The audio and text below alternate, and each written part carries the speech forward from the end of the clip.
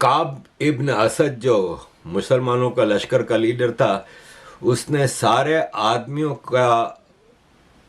को कत्ल कर दिया, जो कि 400 से 900 के बीच में बताए जाते हैं। At least 3 residents have been drawn out of a home at gunpoint by police with their hands up. Now, the home is the address of one of the suspected Bondi Beach terrorists, Naveed Akram. ऐसा नहीं कि सिर्फ Indian media share कर रहा है, कुछ Pakistani media के लोग भी जो अगर पाकिस्तान में नहीं भी रहते तो उन्होंने भी शेयर किया। मोहम्मद जब मक्का से मदीना हिजरत करके गए, माइग्रेट करके गए, मदीना में यहूदियों के 3 कबीले रहते थे। ड्राइवर लाइसेंस सामने आया मेरा ख्याल है, जो कि तस्वीर मैंने भी देखी, तो उसके ऊपर जो है वो तो लग रहा है कि पाकिस्तानी है, क्योंकि उसने मेरा ख्याल है कि शायद पाकिस्तान क्रिकेट टीम की कोई शर्ट पहन रखी। ये जो दहशतगर्दी है इसकी तो कोई बाउंड्री नहीं, कोई मजहब नहीं है, और ये तो डिफरेंट रीजंस की वजह से डिफरेंट जगहों पे दहशतगर्द ऑपरेट कर रहे होते हैं। 25 दिन बाद उन्होंने सरेंडर कर दिया यहूदियों ने, और इन्होंने कहा कि भाई हम आपसे माफी मांगते हैं और हम सरेंडर कर रहे हैं। नहीं मैं लूंगा, जो मर्जी हो, सबका हमें पता है जो जो कर रहे हैं। उन्होंने सबने पहले ये खबर चलाई, उसला हुआ जो हमास ने 7 अक्टूबर को किया था, ये सब नई चीज नहीं है। उन्होंने उसको कोट किया तो ये एक साइकिल बना। तो that was very shameful and disgusting. कोई भी करे, इट्स नॉट अबाउट इंडिया और पाकिस्तान। और औरतों और बच्चे जो कि 1000 से ऊपर थे उनको अलग किया। कत्ल करने से पहले बनु ओस जो कि अलाय था बनु कुरैजा का। नमस्कार दोस्तों सिडनी में जो हमले हुए हैं उसके बाद एक नई बहस छिड़ गई है पूरी इन वजहों को लेके कि भाई यहूदियों पे क्यों हमले होते हैं, और यही सारी चीज़ें पूरी दुनिया में इस समय बहुत ज़्यादा डिस्कशन हो रहा है। जिस तरह से हमले हो रहे हैं और उसमें पाकिस्तानियों को जो हाथ निकलता है उसके बाद पाकिस्तानी काफ़ी परेशान हो जाते हैं, लगता है कि हमें बदनाम किया जा रहा है। अब इनसे पूछना चाहिए भाई कि तुम्हारी बदनामी ज़्यादा इंपॉर्टेंट है या किसी और की जान?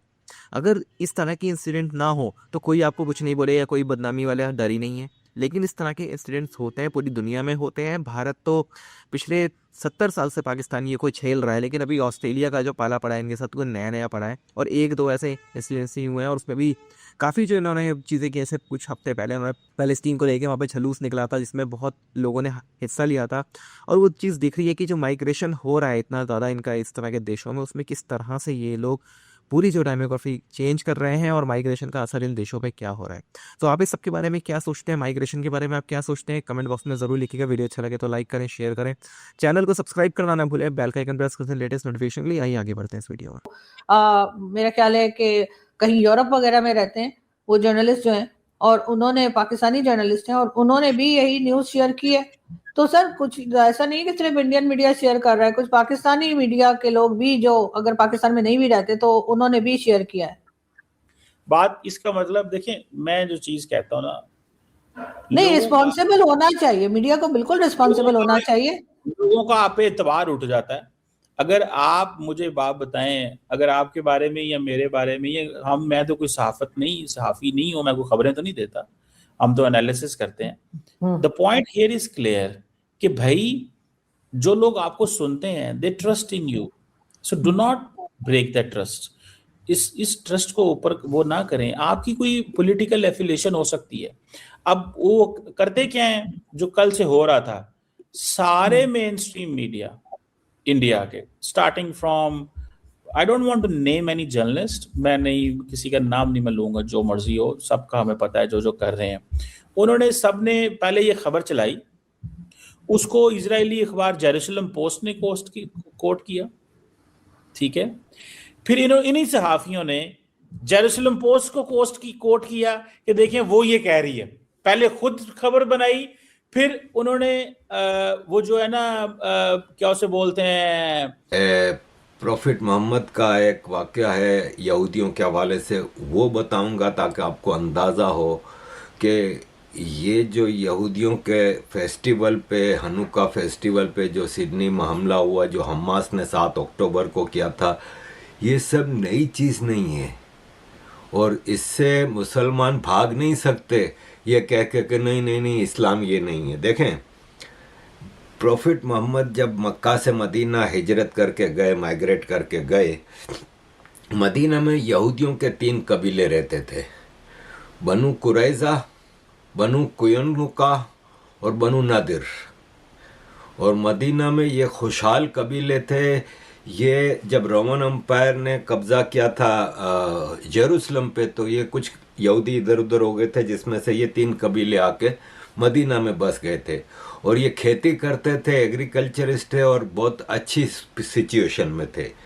जब मक्का से ये सारे माइग्रेट करके आए प्रॉफिट मोहम्मद और ये, तो इनके पास कुछ नहीं था और ये फारिग बिल्कुल, पैसों से भी थे, कामकाज भी लड़ने मरने के अलावा कुछ नहीं आता था। तो प्रॉफिट ने मदीना को आस्ते आस्ते अपने कंट्रोल में लेके, यहूदी शुरू से नॉन वायलेंट रहे, जैसे ये हिंदू भी कभी लड़ते वगैरह नहीं थे, किसी दूसरे मुल्कों पे कब्जा करना नहीं करते थे, ऐसे यहूदी भी।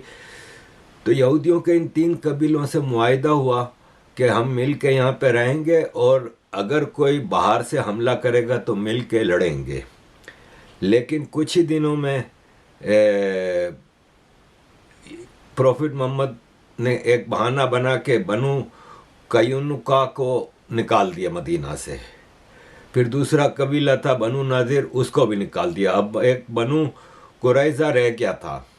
तो बनु कुरैजा की दोस्ती थी मदीना के एक अरब कबीले से, बनु औस से। अब हुआ ये कि मक्का के जो ताजिर सीरिया से मक्का जाते थे तो रास्ते में मदीना पड़ता था, तो वहाँ पे जब ये चूँकि काफिले जो आते थे वो ऊँटों पे और इस पे होते थे, तो रुक रुक के जाते थे मुख्तलिफ जगहों पे। तो एक काफिले, कई बार काफिले पे प्रॉफिट मोहम्मद के लोग जाके हमला करके लूट मार कर लेते थे। तो मक्का वालों ने मदीना पे हमला करने का सोचा। प्रॉफिट को पता चला तो प्रॉफिट ने मदीना के चारों तरफ खड्डे खोद दिए, जिसको खंदक कहते हैं। वो जंग भी जंग खंदक के नाम से मशहूर है। और 627 ईस्वी में ये आए मक्का वाले कबीले, लेकिन मदीना के चारों तरफ खंदक खोद दी गई थी, तो वो वहाँ पे पड़ाव डाल के बैठ गए खंदक के उस तरफ। और बनु कुरैजा ने प्रॉफिट मोहम्मद को कहा कि भाई हम जंग वंग वाले लोग हैं नहीं, तो आप जंग लड़ो, हम किसी के साथ नहीं, हम न्यूट्रल हैं, बैठे हैं। अब कुछ दिन तक वो पड़ाव डाल के बैठे रहे और फिर मौसम बहुत ख़राब था और ये सब था, तो वो वापस चले गए। जब वापस चले गए तो अब प्रॉफिट मोहम्मद को बहाना मिल गया था। उन्होंने बनु कुरैजा के कबीले का सराउंडिंग वो कर लिया, मुहासरा कर लिया। और कॉर्डन ऑफ करने के बाद 25 दिन तक वहाँ पे पड़ाव डाल के बैठे रहे प्रॉफिट मोहम्मद का लश्कर। और उनके सामने शर्त रखी थी कि या तो मुसलमान हो जाओ या लड़ लो। तो प्रॉफिट मोहम्मद ने अपने कबीले, अपनी जो लश्कर था उसकी लीड काब बिन असद को दी थी। और 25 दिन बाद उन्होंने सरेंडर कर दिया यहूदियों ने, और इन्होंने कहा कि भाई हम आपसे माफ़ी मांगते हैं और हम सरेंडर कर रहे हैं। तो काब इब्न असद जो मुसलमानों का लश्कर का लीडर था, उसने सारे आदमियों को कत्ल कर दिया, जो कि 400 से 900 के बीच में बताए जाते हैं। औरतों और बच्चे जो कि 1000 से ऊपर थे उनको अलग किया। कत्ल करने से पहले बनु औस जो कि अलाय था बनु कुरैजा का, उनसे पूछा गया कि आप बताएं कि क्या फ़ैसला होना चाहिए।